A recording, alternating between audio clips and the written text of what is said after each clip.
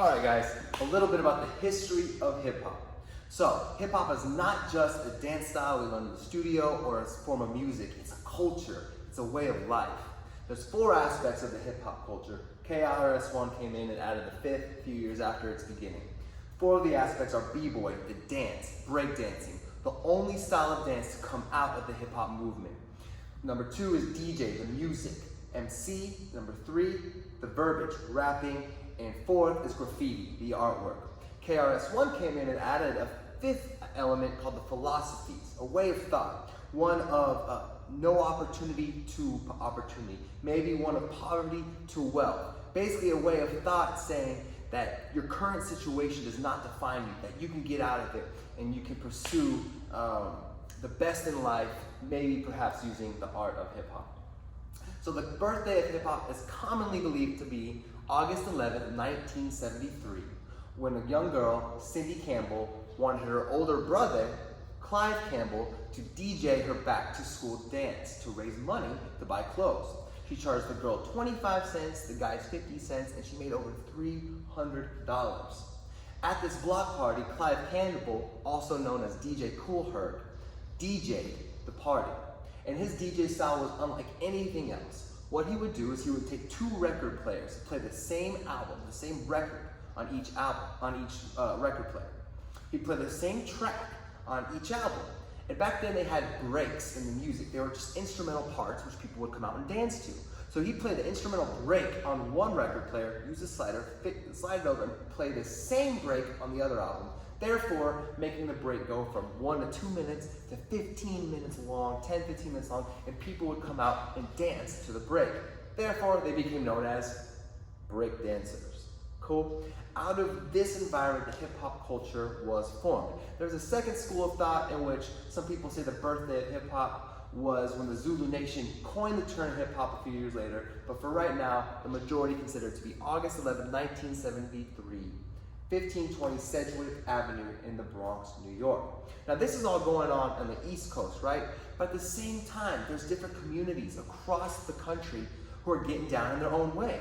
On the West Coast, in LA, you had a group called the Original Lockers, formed by Don Campbell Lock, in which he was doing a style of street dance called locking. It was the first style that really became known to the masses because of the show Soul Train. Go north a little bit, in Fresno, California, Boogaloo Sam started popping, teaching it to his brother Papa P. Moving to the 80s, you have the club movement where you have house coming out of New York and a little bit of the Midwest.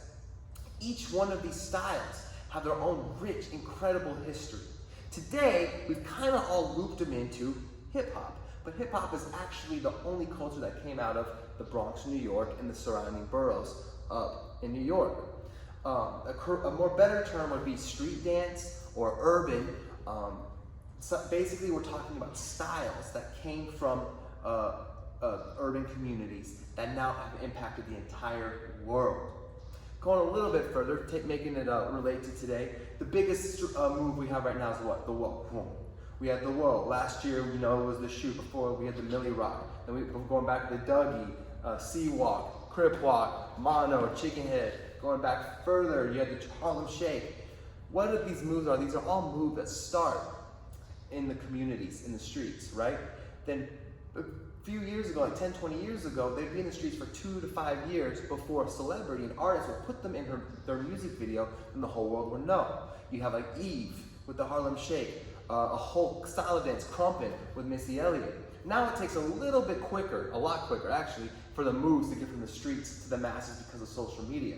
But this idea is not new. It's been going on since the late 70s, early 80s when an artist, Michael Jackson, saw these people in the streets popping or doing their street style. And he was so inspired by it, he started incorporating it into his music videos. You have dancers like Poppin' Pete, Robot Dame, Poppin' Taco, all inspiring a lot of Michael Jackson's freestyle and choreography. So this is not new. So once again, what you do is you have these communities coming up with these dope dances. And then after that, some of them catch on and impact all of us. Does that make sense? So that was a very, very, very brief history.